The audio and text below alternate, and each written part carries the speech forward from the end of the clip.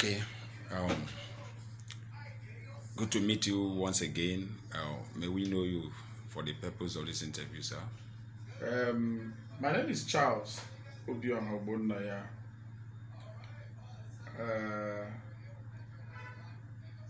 As usual, I'm from Umobasoba, Nafarati Ibeku, of whom I am not local government. I called you for this interview to say one or two things concerning the paid agents of government who came and were castigating me on the radio, Love FM and Flow FM. The Honorable Commissioner for Information came and, well, tried as much as possible to defend his master, the governor. The other man... You mean the Commissioner for Information? Commissioner for Information, that's Eze Chikamnare. He was there at Love FM and said so many things, castigated me. That's all right. I think he has the right to do what he did. But I never insulted the governor. I never insulted the governor. What I raised were issues. I raised issues which nobody has been able to counter to say that what I said was not correct. And I'm going to repeat those things again. Let them challenge me to say that all that I have said are not true or are not correct. One, I have mentioned that when I was the Honorable Commissioner for Local Government and Chieftaincy Affairs, I was paying salary and I was paying pensions, even when I was receiving 1.something billion. Million or billion? Billion. Okay. Monthly? Monthly. Even when we were getting 1 billion, even when we were getting 800 million, we were able to pay salaries and pay pension. How come that now that they are receiving 2.something billion, 3 billion, that they can't pay salary to local government, they can't pay pension, and they are paying half salary? Okay, sorry, the billion you are talking about is an allocation for the Ministry of Local Government and Chieftaincy Affairs. For the 17 local governments. Okay. For the 17 local governments put together. All right. And I challenge them to make public what the local government are getting today and why they are not be able to pay them salaries. That's another vista I'm opening. And I have so many other things to ask them. Let them say that what I have said were not correct or were not true. And then bringing in the former governor into this discussion, I believe has no basis. Which are the former governors? Senator T.A. Bringing him, because I overheard the former, the Honorable Commissioner for Information calling the names of the former governor from my village that I never said. What kind of nonsense? What kind of nonsense? What precisely did he say, the former governor? How was he involved in what you said? Well, I can't remember exactly, but I remember he was talking of development, the former government. Why I never criticize the former governor or something like that. How can you criticize somebody that is performing? If Ikpeazu is performing, why would I go back to criticize him? I have not come out to criticize Okese just simply because I want to criticize Okese.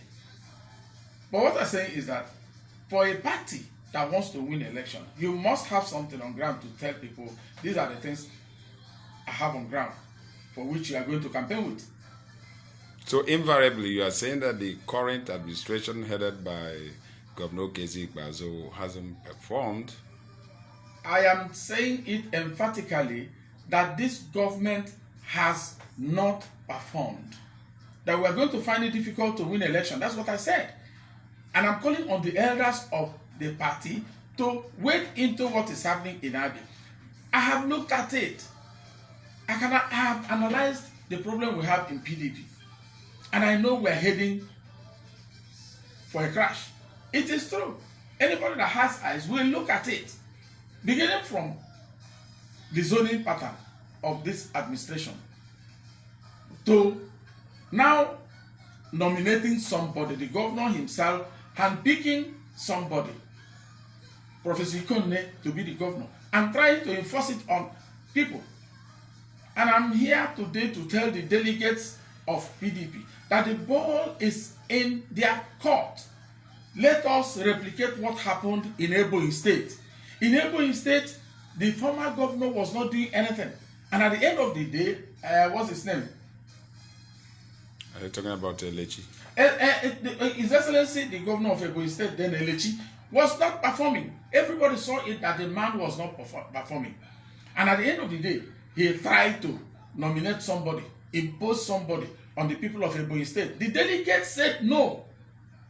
The delegates during that delegate congress said no and voted another person, that is Umahi, to be the governor. The incumbent. And now the incumbent governor. And now you go to Ebonyi State and see what the incumbent governor is doing in Ebonyi State. Abia is the senior brother to Ebonyi. Go to Ebonyi and see what is happening.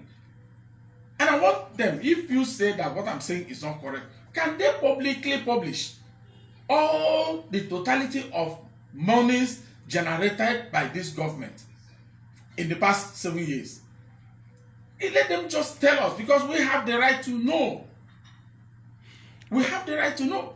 Chief, considering your position in this government, because you are part and parcel of PDP, and previously you told us in one of your interviews that you were very instrumental to the emergence of the current governor. You coming out and to nobody, say all this and nobody has said that I'm not correct, that I did not do that. And now let me tell you something. I'll go back to the 60s. Some people are against godfatherism in politics. Mm-hmm. I believe that as a people, we believe in mentorship. What people call godfatherism. M.I. Ogbonna, who was the premier of Eastern Nigeria, was never a politician. But there was something that happened in his life. He was a medical doctor. But when he stood against the white men in Enugu after shooting of the coal miners in Enugu, the elders of the East called him and registered him in NCNC to contest the election. So did he fail them? He did not fail them. And nobody is remembering that there were godfathers who made M.I. Ogbonna. But all we are saying today is that we clap our hands to say nobody has ever performed better than M.I. Ogbonna. The same thing happened when Mbakwe rose against abandoned property in Port Harcourt, took the government to court, and then the Igbos of Imo State decided to field him for the governorship of Imo State. Did he not do well? Were there no godfathers that brought him into politics? He was just a poor lawyer. So I cannot take the blame that you brought somebody to office and the person did not perform, that I take the blames. How can I take the blames? I cannot take the blames. Okay, Chief, before going public, have you been able to one-on-one call the governor aside to advise I've said him? it before.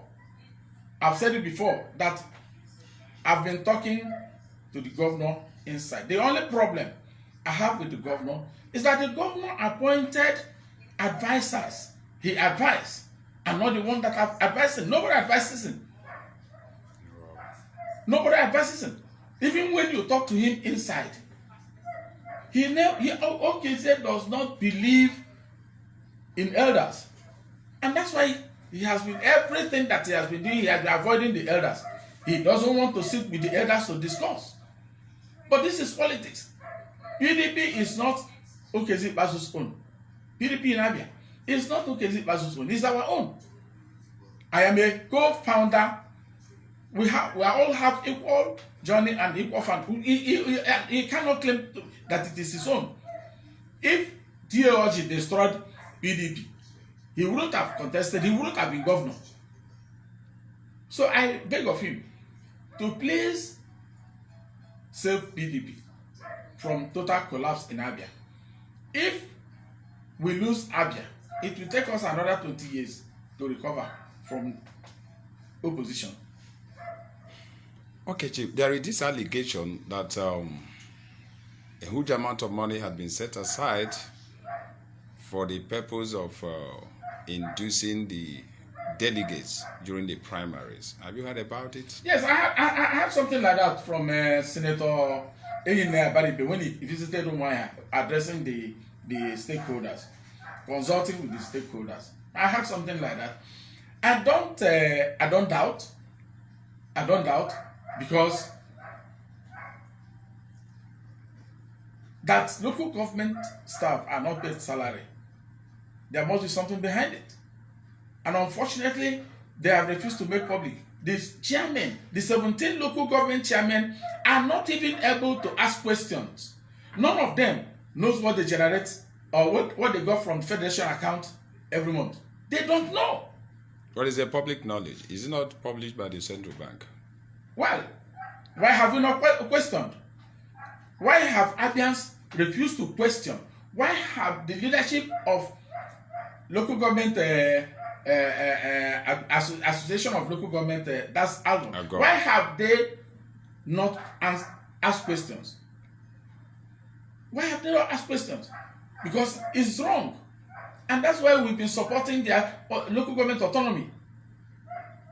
That reminds me of what Honorable Commissioner for Information, Eze Chikamnero, said. He said I was chased out from Umuahia, not local government. And I laughed.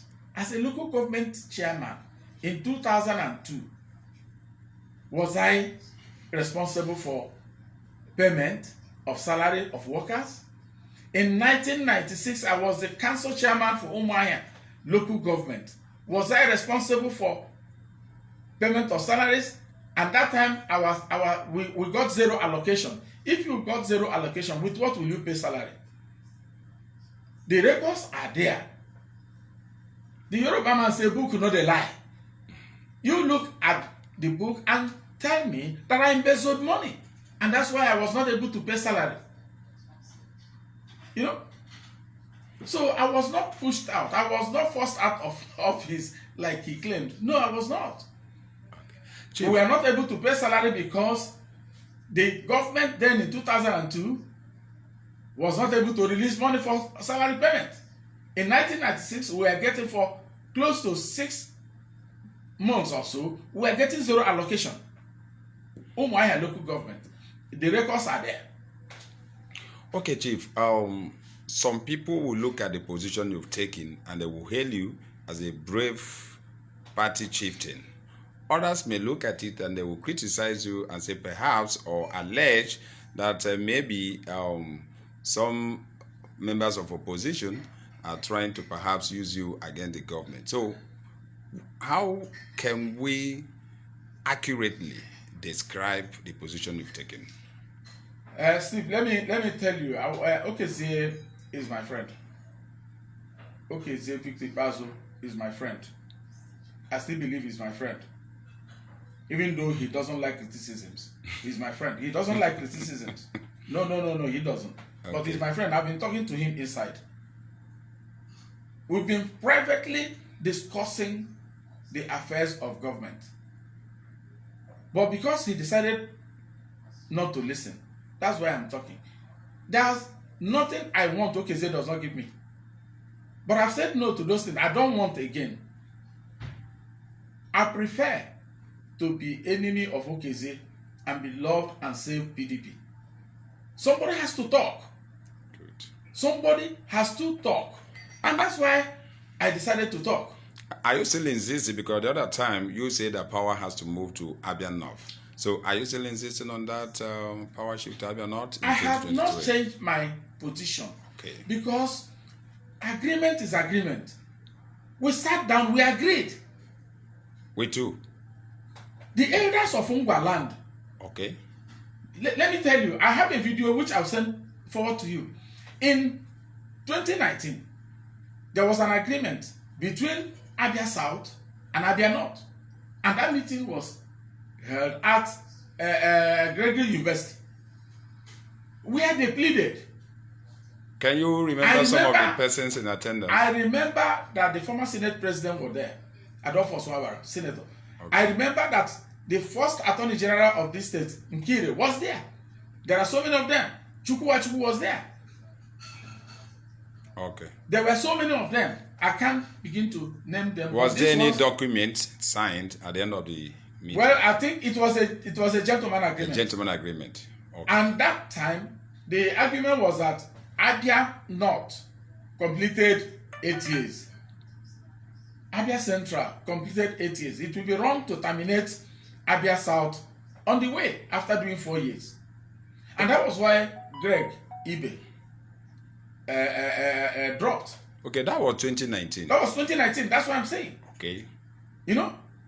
So if that was an agreement reached then, why are they not abiding with that agreement? Was the governor aware of that agreement? He sent them. Okay. He sent them. And also, let me also tell you that before he became governor, there was discussion. And the discussion was that after 8 years in Abia South, that it will go back to Abia North. That's what we agreed. So as part of those who were privy to that discussions, or those discussions were there, you don't feel comfortable, to see the wrong things done, to see the agreement breached. If others are keeping quiet, I will not keep quiet. If others are keeping quiet, I will not keep quiet. The truth has to be told. That's my own. As far as I am concerned, there was an agreement. And come to think of it, I am not against those of them contesting in Isialangwa or Ngwaland. No, I'm not against them. Ordinarily, if you even ask me to pick among them, there are only two people I see there that are contesting election. Any Baribe is contesting, but it's from the same local government with the governor. Nana is contesting. He's from the same federal constituency with the governor. It's only Ncheta, who is from Isalangba, Ncheta and Ikone, that are contesting. And among these two, who is better? Ikone is 75 years old. Ncheta is 52 years old. So who is better? This is a man who has been tarring road when he was not governor. So what are you talking about? But as far as we are concerned, it is the position of Abia not to produce the governor. And that is my own. I'm not saying that those of them who are from Abia South or Central, that they are not good. No, that's not what I'm saying.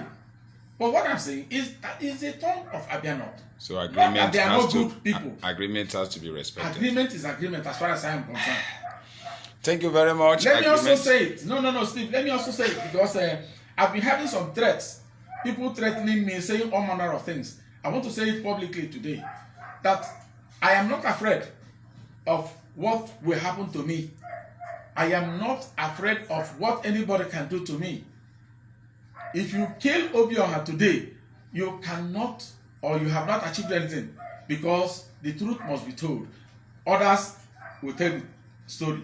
But please, have you made effort to report those threats to the security agents? By tomorrow, next tomorrow, I will look at what Barrister Okameche has done because I've asked him to write to the Commissioner of Police and then the IG.